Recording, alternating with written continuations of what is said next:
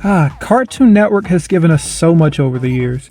So many moments that we hold close to us and so many laughs shared with each other because of it. But for every laugh we share with the network, there's been moments that have made us suffer. We've all suffered in some way, whether it was a character being written off, a friendship ending, or even possibly losing a character that meant the world to us. Cartoon Network just loves to give you a new cute cartoon that you can get comfortable with and start relating to. But once your guard is down, they smack you across the face with nothing but grief and despair. You'd think a show called Adventure Time would just be a simple show about a boy's adventures with his dog as they fight a king with ice powers in a land made of gumdrops and lollipops, but apparently not. Instead, you'll be watching the most depressing events your little 10-year-old eyes have ever seen take place. So clearly these shows are a lot deeper than they may seem. Which is why today, we will be discussing the top 10 saddest Cartoon Network moments. Nice! Whoa! Now come here, girls. The Powerpuff Girls, Tough Love. Originally, this slot was going to go to the Powerpuff Girls episode, Twisted Sister, where we watched the girls who were completely overworked and exhausted make a new sibling to help them fight crime, just for it to end up in their new sister's demise as she'd blow up and lose her life in front of her sisters. But I've already made a video about that, so instead I'll talk about Season 1, Episode 6, Tough Love. Up until this point in the series, the girls had been loved and cared for by everyone in Townsville. They had been accepted by just about everyone and would continue to be the city's saviors. But that would all change when the villain Him decided to turn the city's love for the girls into pure hatred. Powerpuff Girls. Why are you people doing this? Don't you love us anymore? Yeah, you act as if you Hate you? Yeah, hate us. Who said that? And no one was safe from his spell. Suddenly all who had grown to love the girls wanted nothing more than to see them dead. The teachers threw apples at them. The professor chased them down. The mayor even hired a loaded SWAT team, and Sarah Bellum pulled out a Glock with full intentions on murdering these children. It wasn't until Buttercup decided that she would literally beat the sense into the people of the city. And it actually worked. Because Him would leave, but not before giving one final message. I'll be back!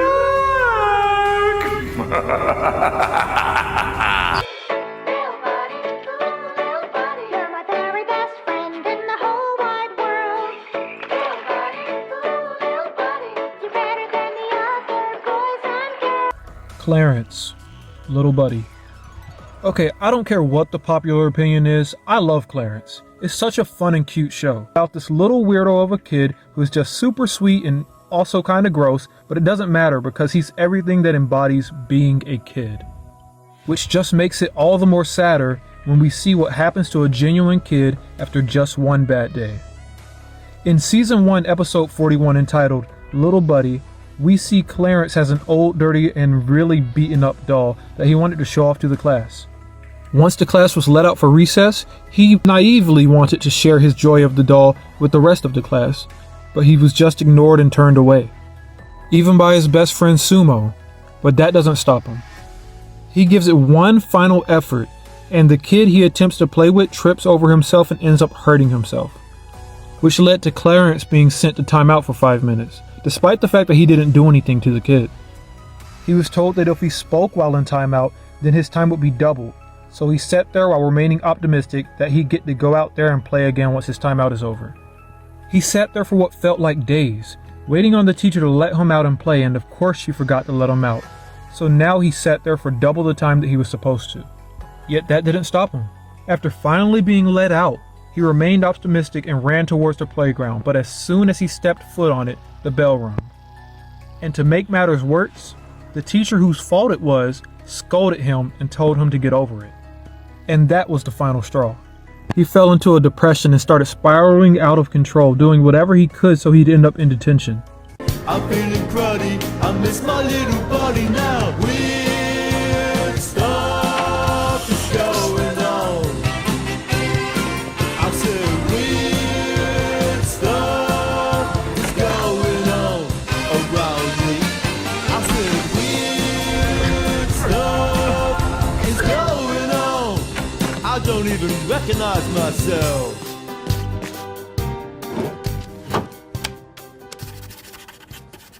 Just meaninglessly breaking rules until he would forget who he was and take on the persona of his now disregarded doll, while still desperately trying to get the kids on the playground to play with him, until Belson decides to pants him in front of the whole class.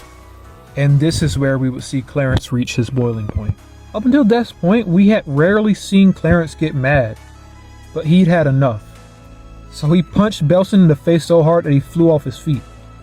And after all that, the teachers would eventually give him his toys back and let him go play outside to make up for what they did.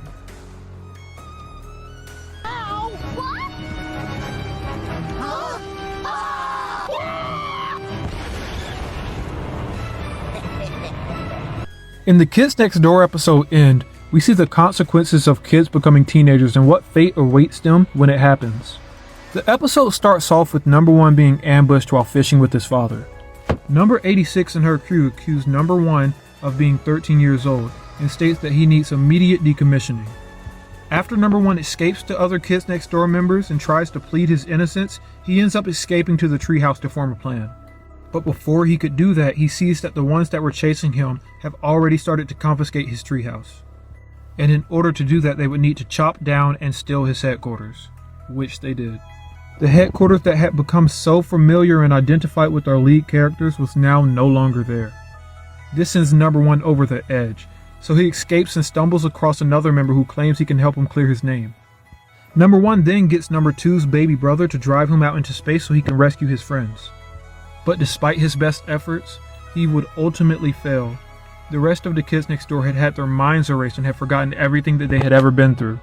We would eventually find out the member who tried to help him was the one who tried to set him up in the first place. So they clear the team's names and they decommission the traitor. The day is saved at the end, but the treehouse is still gone, and it's nothing more than a stump. And the other members of the K&D never ended up getting their memories back. All they had fought for all series had been wasted, and number 1 was left with a dysfunctional team, no headquarters, and having to start all over. Because everything was my fault!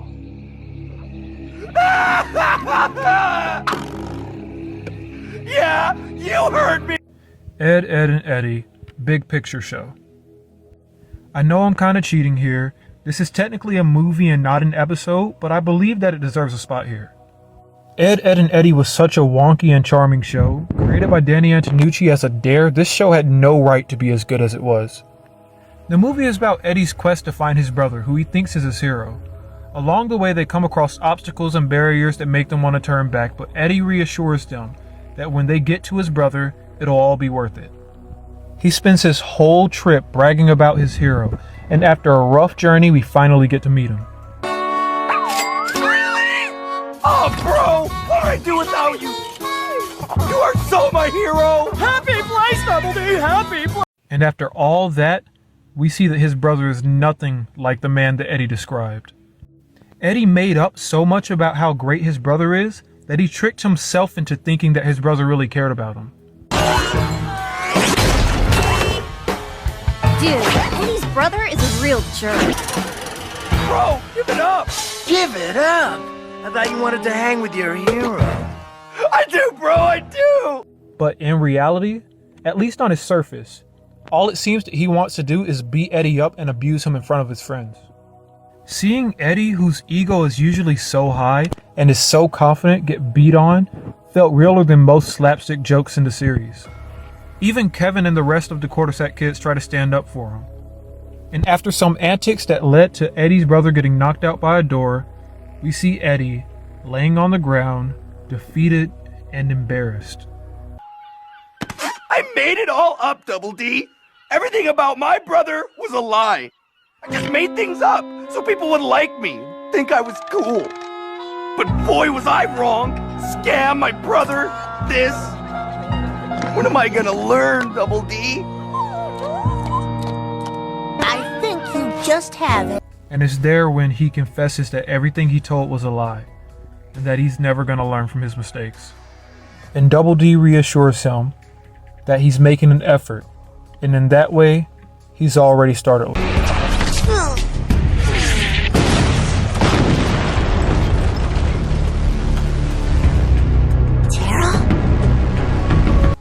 Teen Titans, Things Change. Teen Titans 03 was one of the more heavy cartoons us 2000 kids had growing up. These heroes dealt with such heavy situations, such as racism, limiting ourselves, family troubles, abandonment, PTSD, and even death. The show consisted of 5 team members: Robin, Cyborg, Beast Boy, Raven, and Starfire. But there was another teen who had powers, who we'd be introduced to later in the series, named Terra. Terra would end up befriending the Titans and getting close with them all while developing feelings for Beast Boy. Until Season 2, Episode 10, Betrayal, she would end up betraying her newfound friends. All because she assumed Beast Boy told her secret to the rest of the Titans when really Robin had figured it out on his own. So she chose to turn on the Titans and help Slade, but she would eventually end up betraying him and sacrificing herself to do so. Her name was Terra. She was gifted with tremendous power and cursed with it as well. I shall miss you, friend. We'll be searching for a way to reverse the effect. We'll bring her back. Someday. I'll never forget you, Terra. And that's where Season 5, Episode 13 comes into play. Because after mourning Terra's death and just beginning to move on, Beast Boy would end up seeing a girl that looks just like Terra standing in the hallway. He tries best to reconnect with her, but she just doesn't seem to remember him. He pleads with her to remember, trying to do things that him and Terra used to do to try and jog her memory, but nothing works. So in an act of desperation, he tries one more time to get her to remember, but it just ends up pissing her off. Why did you do that? Terra, I'm sorry. She tells him that she has no interest in being with him, and that the girl he remembers does not exist anymore, and he needs to get over it. And that's it. That's how it ends. That's the last time we see Terra. It's been 18 years, and we still have no clue if it was her or not. Maybe one day we'll get that continuation. Things changed, Beast Boy. The girl you want me to be is just a memory.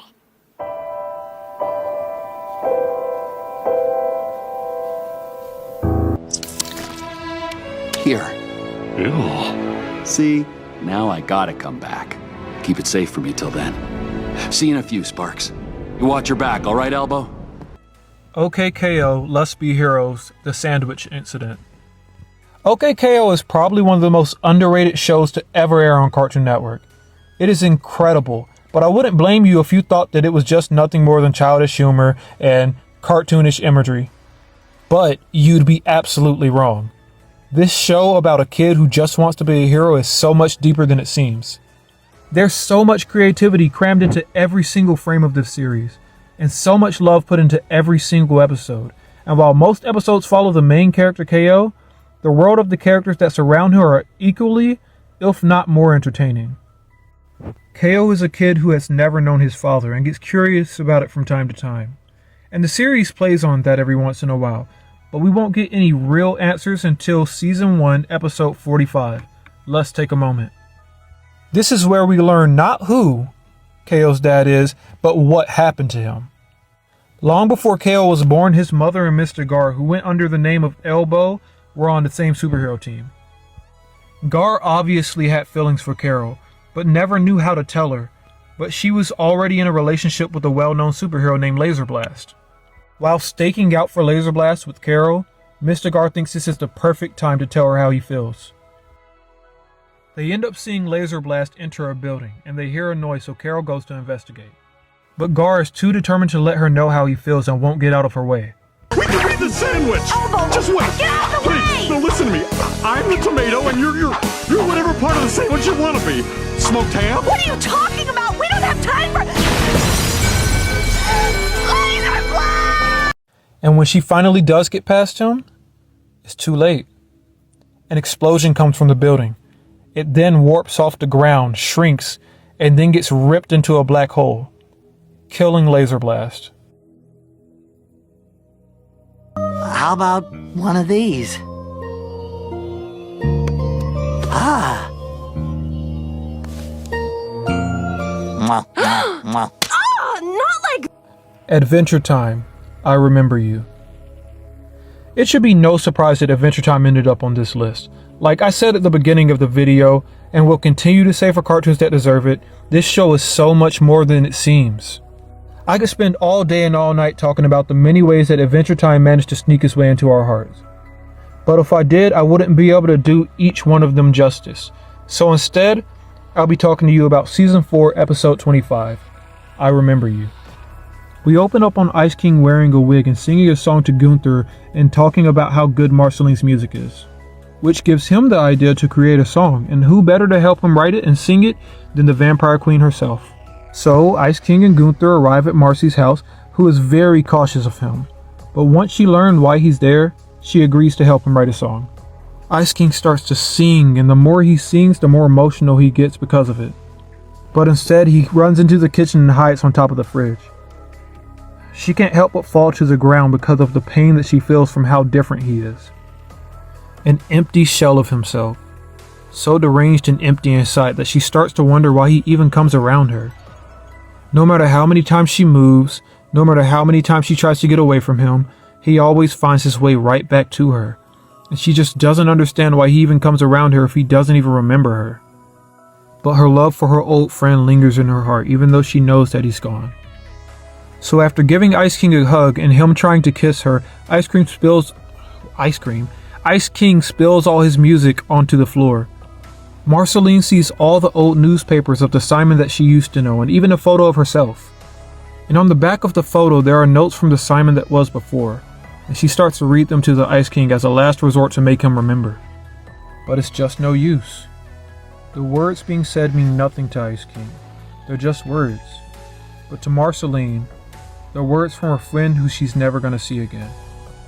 So there's nothing she can do but strum her guitar and shed her tears for a friend who she once cared for so much, while standing next to an empty shell of what he used to be.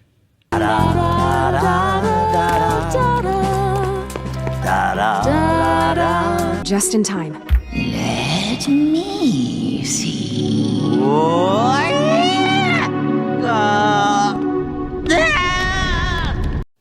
Steven Universe Off Colors. Steven Universe is no stranger to sad moments. There's just so many. I struggled to pick just one single moment from this show, but I narrowed it down to the one that I saw that shocked us the most.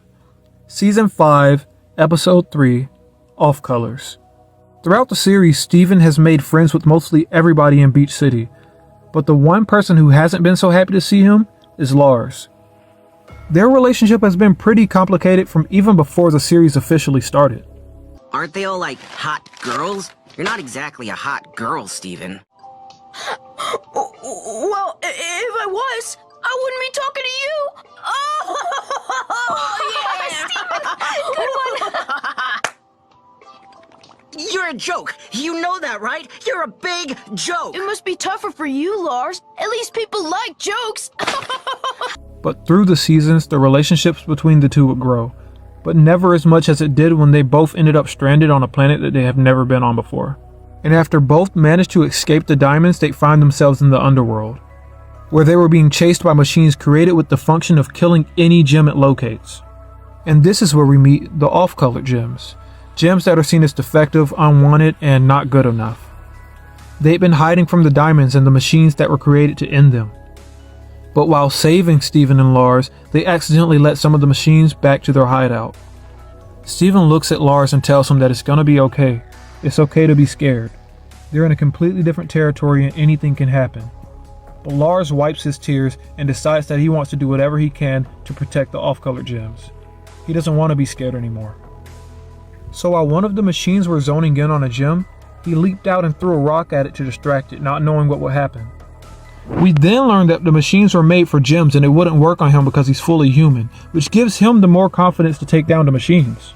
So after destroying most of the machines and saving the off-colors, Lars tries to destroy the final machine once and for all. And he was successful, but it exploded in the process.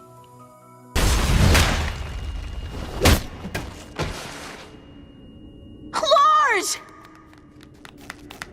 Lars! I didn't think we were gonna make amazing. it. Lars, You that were was so amazing. cool. We're winning. We're winning.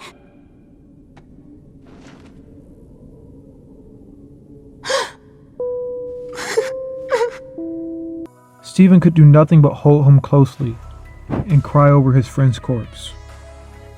And as tears welled down his face, we would learn that Lars was dead.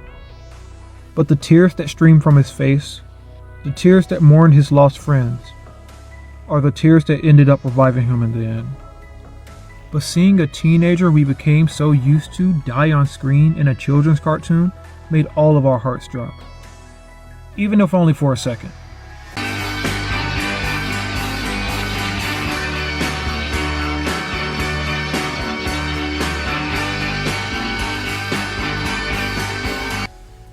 Regular show finale. And number one on the list is, of course, the regular show finale. For so many reasons, this show was everything but what we expected it to be from its title. We went from setting up park chairs to going to space to save the world. I've made a video on regular show as a whole, but it's not my best work. But I'll make this somewhat brief to put it bluntly. This finale was just beautiful. There's no specific moment like all of the other shows on this list. The episode as a whole, the ending of one of the shows I credit to making us who we are today. After a long battle in space with Anti-Pops, Pops ends up losing his life in an effort to save the park and the rest of the world. Losing Pops was probably the most heartbreaking moment I've ever had on Cartoon Network ever. But the aftermath was so bittersweet. The park makes it back to Earth, and everybody is greeted by the people that they love. We then see Mordecai and Rigby go their separate ways and start living their own lives. Making children, new relationships, and becoming who they're going to be for the rest of their life. Which hit me particularly hard because watching the finale made me realize that my childhood was fading away. No matter how much I wanted to hold on to it, with each day it goes further into the distance. That was 7 years ago. And while my childhood may be behind me, and the things I've grown up with have now ended, I will never let go or forget what they gave me the love for today.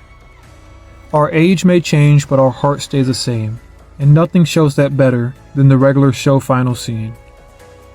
Although time has flown by, and they were in a different place than where they were before, their love for their friendship never changed, and I hope that's the case for all of us. Thanks for watching.